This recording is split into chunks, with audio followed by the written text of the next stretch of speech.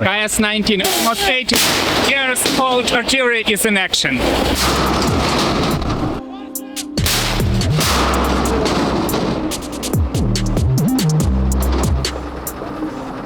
The war in Ukraine has different sides.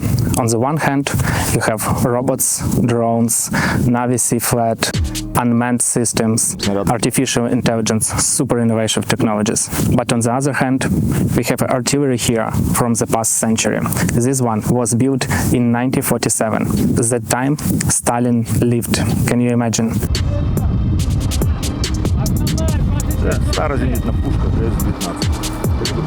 This is an old anti-aircraft gun, a KS-19, firing a 100mm round with a maximum range of 21 kilometers. We are a creative and resourceful people. We turned this old lady into a super gun. We mounted it on an old decommissioned American Army man truck, bought in the Netherlands. It was in poor condition, but we fixed it up. Now, it easily carries this gun and bolsters increased mobility. With this gun and this man, we are highly mobile and can quickly change positions. Fire a shot, 1 or 2 minutes, and we're gone.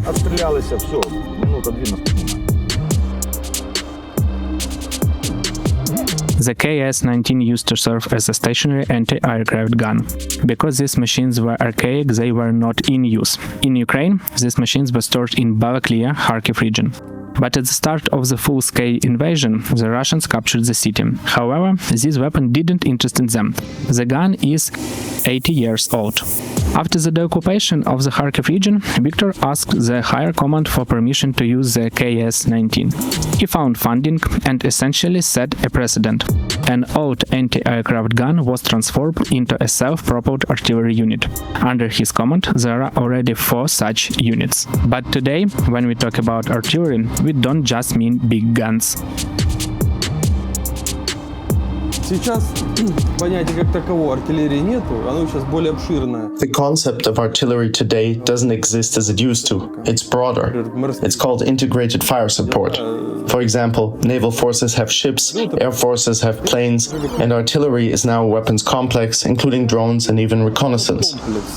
Птичка, то есть БПЛА, плюс артиллерия и даже сюда и разведка включилась. I'll describe the ideal scheme. Конкретный экипаж. A specific drone crew is tied to a specific battery. They are assigned a sector, and this sector is called a reconnaissance fire complex. Район разведывально-вогновый комплекс. The drone flies, and upon finding a target, fire is immediately directed. При обнаружении цели сразу наносит вогновое уражение.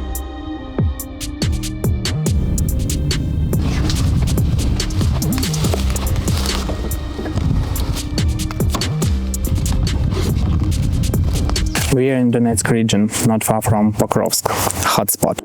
General Staff of Armed Forces of Ukraine noticed that right now it's the most difficult area. We are here with drone unit 111 Territorial Defense Brigade.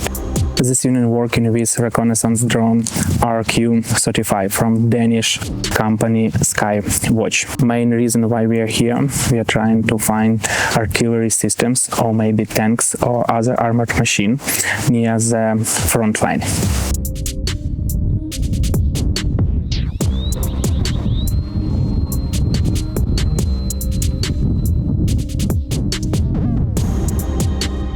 We always try to find the enemy and inflict fire damage. With the drone you can see everything on the battlefield, gaining the ability to correct artillery fire and FPV drones in real time and see the result. So, do you send all the information to the command post and they then transmit it to the artillery?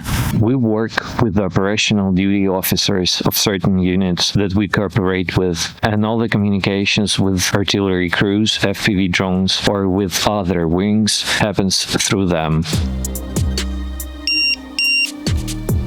The RQ-35 is a reconnaissance drone from Denmark. Its feature is the ability to stream everything it sees online, immediately transmitting the image to the pilot and then to the command post. This allows immediate correction of artillery or FPVs. The drone has a flight range of up to 30 kilometers, is easy to use, resistant to enemy electronic warfare, and durable. This unit has been using it for months.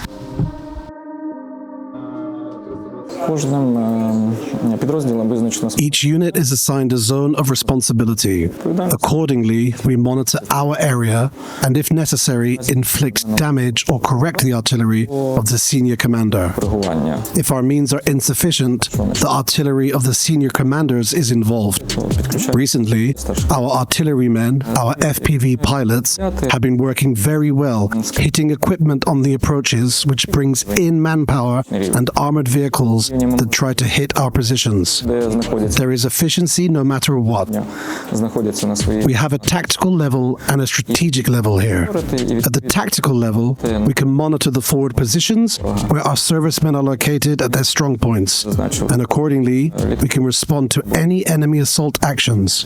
Then there's the next level, of aircraft type or other types, where we can observe the enemy on the approach and inflict damage to prevent them from approaching and bringing in their groups. This is also quite effective, and we use it.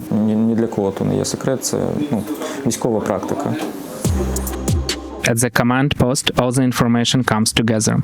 On the screens, all feeds from all drones create a complete picture of what is happening on the front line.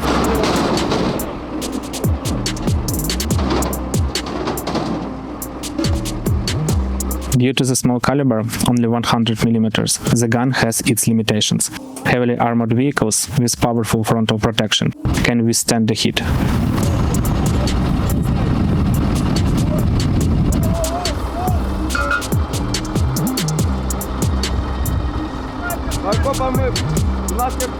We mainly work to suppress enemy manpower and columns.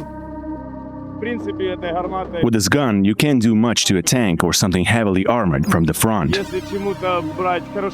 But against equipment or manpower, it's effective.